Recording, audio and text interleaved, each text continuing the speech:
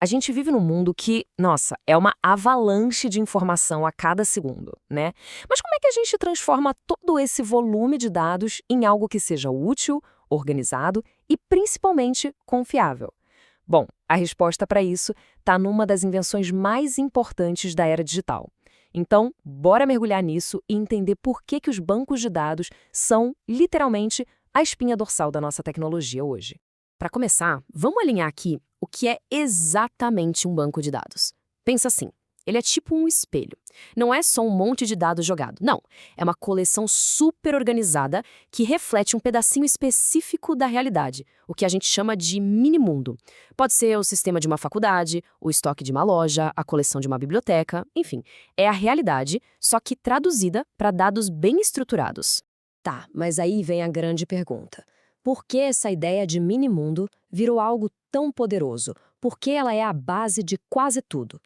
Para entender o porquê, a gente precisa fazer uma viagem no tempo, para uma época antes dos bancos de dados. Uma época, olha, de um verdadeiro caos. Então, vamos pegar a nossa máquina do tempo imaginária aqui.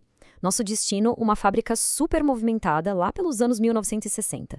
Nesse lugar, a informação era fundamental, mas, ao mesmo tempo, era uma bagunça completa. Tenta imaginar a cena. Cada departamento era uma ilha, completamente isolado. O setor de vendas tinha o controle de estoque dele num programa, a produção tinha o dela em outro programa que não conversava com o primeiro. Matéria-prima? A mesma história. Sabe, ninguém se falava, não existia uma fonte única para saber a verdade. E é aqui que o problema aparece na prática. Olha só, o setor de vendas chama o produto de parafuso premium e, segundo o arquivo deles, tem 1.000 unidades. Ao mesmo tempo, lá na produção, o mesmo item é chamado de parafuso P e o registro deles diz que tem 950. E aí, é o mesmo produto? Provavelmente, mas ninguém tem certeza. Qual número está certo? Essa pequena diferença podia gerar um problema gigantesco. E esse caos todo, claro, gera uma série de problemas em cascata. Primeiro, a redundância. É você ter o mesmo dado, tipo o nosso parafuso, guardado em vários lugares diferentes. Isso leva direto para a inconsistência, que são justamente esses nomes e números diferentes que a gente viu. Com isso, atualizar qualquer coisa vira um pesadelo. Qual arquivo eu atualizo primeiro? Um erro mínimo num lugar podia virar uma bola de neve de erros pela fábrica inteira. E talvez o pior de tudo, os dados ficavam presos, reféns dos programas. Se o programa mudasse, já era, os dados podiam se perder para sempre. Claramente, isso não podia continuar, né? Era preciso uma solução. E ela veio na forma de uma ideia simples, mas que, nossa, foi revolucionária e mudou para sempre o jeito como a gente lida com a informação. E aqui tá a virada de chave, a ideia genial. E se, em vez de cada setor ter seu próprio arquivo bagunçado, todo mundo passasse a acessar um único lugar, um repositório central, uma única fonte da verdade para a empresa inteira. Uma coisa que hoje parece óbvia, mas que na época foi transformadora. E essa imagem aqui ilustra essa transformação perfeitamente.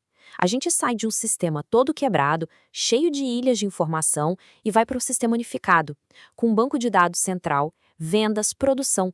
Todo mundo está olhando para os mesmos números, para os mesmos nomes de produtos. A confusão simplesmente acaba.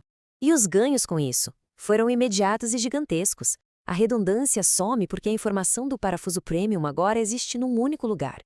A consistência passa a ser garantida.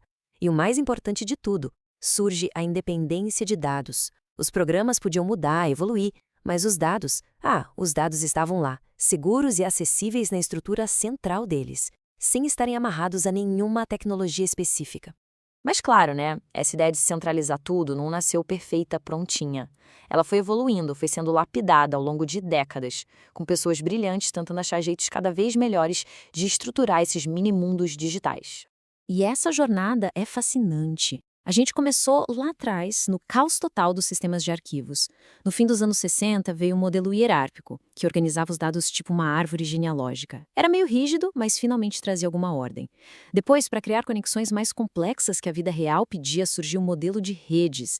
Mas a grande revolução, gente, veio nos anos 80, com o modelo relacional, que usa tabelas simples que se conectam. Uma ideia tão poderosa que é a base de quase tudo que a gente usa hoje.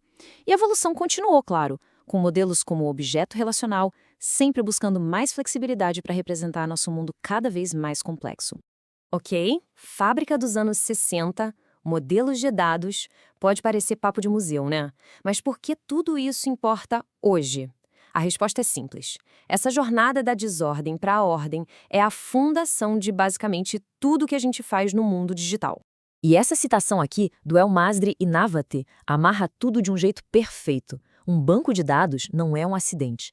Não acontece por acaso. Ele é projetado com um propósito, construído para ser coerente e para representar a realidade. Das redes sociais que a gente usa, as compras que a gente faz online, tudo, absolutamente tudo, depende desses mini-mundos que foram construídos com muito cuidado. Isso tudo nos traz para uma reflexão final que eu acho bem interessante. O jeito como a gente organizava dados no passado resolveu os problemas daquela época. Hoje, os bancos de dados refletem a complexidade do nosso mundo conectado. Então a pergunta que fica no ar é: conforme o nosso mundo muda, se torna ainda mais complexo e gera novos tipos de informação, como é que vão ser os bancos de dados do futuro? Que nova ordem vai surgir do nosso caos atual?